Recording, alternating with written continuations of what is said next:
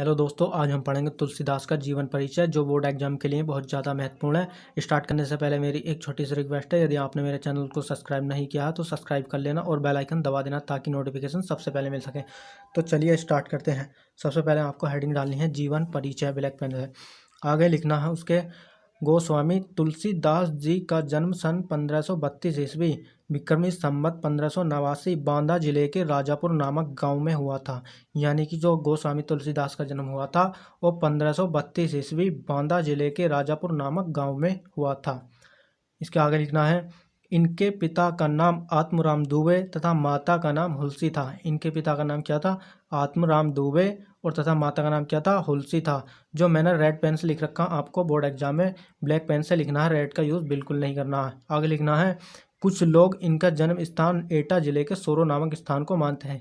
यानी कि इनका जो जन्म स्थान इनके जन्म स्थान में भी थोड़ा कुछ मतभेद है। कुछ लोग क्या मानते हैं? इनका जन्म स्थान एटा जिले के सोरो नामक स्थान को मानते हैं। इनके बचपन का नाम रामबोला था। यानी कि मैं इसके बारे में थोड़ा बता देता हूँ पहले। यानी कि इनके बचपन का नाम रामबोला कैसे पड़ा? तो इनके बचपन का नाम रामबोला इसलिए पड़ा क्योंकि जब ये पैदा हुए थे तो इनके मुख से राम का शब्द निकला था, तो इसलिए इनको रामबोला कहने लगे। तो इनके बचपन का नाम क्या था? रामबोला था। ये एक सरयू पारीण ब्राह्मण थे। यानी कि ये इनकी सरयू पारीण ब्राह्मण, यानी कि इनकी ये जाति है ब्राह्मण, यानी ये एक सरयू पारीण ब्राह्मण थे। इनका जन्म अमुक्त मूल नक्सल में होने के कारण इनके पिता ने इन्हें त्याग दिया था। यानी कि मैं इसके बारे में थोड़ा बता देता हूँ, इनके पिता ने इनको क्यों त्याग दिया था। यानी कि जब ये पैदा हुए थे तब इनके मुख में सारे दांत मौजूद थे और इनके मुख से राम का शब्द निकला था। तब इनके माता पिता ने सोचा था कि कहाँ से हमारे घर राक्षस पैदा हो गया है, तो इसलिए इनके माता पिता ने अमुक्त मूल नक्सल में होने के कारण इनको त्याग दिया था। जब इनको त्याग दिया गया तब इनके गुरु स्वामी नरहरिदास ने इनका पालन पोषण किया। तो आगे लिखना है इसमें इनके गुरु स्वामी नरहरिदास ने इनका पालन पोषण किया था। कहा जाता है कि इनके जन्म के समय ही इनके मुंह में 32 दांत मौजूद थे। यानी कि जब ये पैदा हुए थे तब इनके मुंह में 32 दांत ही मौजूद थे। आगे लिखना है इनका विवाह रत्नावली के साथ हुआ था। यानी कि इनकी पत्नी का नाम क्या है? रत्नावली।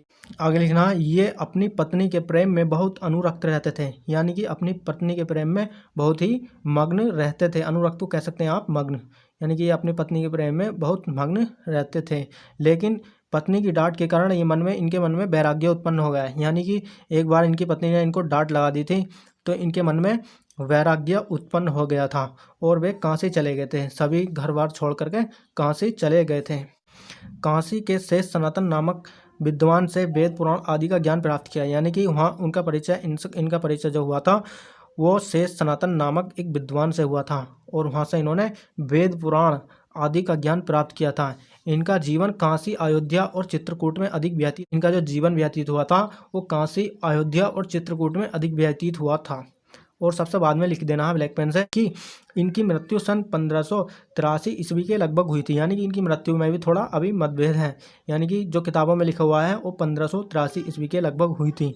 सबसे बाद में आपको लिख देना है कि इनकी प्रमुख रचनाएं, इनकी सबसे फेमस जो रचना है वो रामचरितमानस है। इसके आगे लिखना है गीतावली, दोहावली, कवितावली। इस तरीके से 3-4 इनकी प्रमुख रचनाएं लिख देनी है बोर्ड एग्जाम में। और सबसे लास्ट में लिखना विनय पत्रिका। बस ज़्यादा नहीं लिखनी, थोड़ी ही लिखनी है। तो इस प्रकार हमारा ये तुलसीदास का जीवन परिचय कंप्लीट हो चुका है।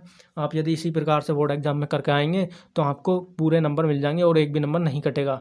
तो वीडियो कैसी लगी? यदि वीडियो अच्छी लगी हो तो लाइक कर देना और सब्सक्राइब कर देना।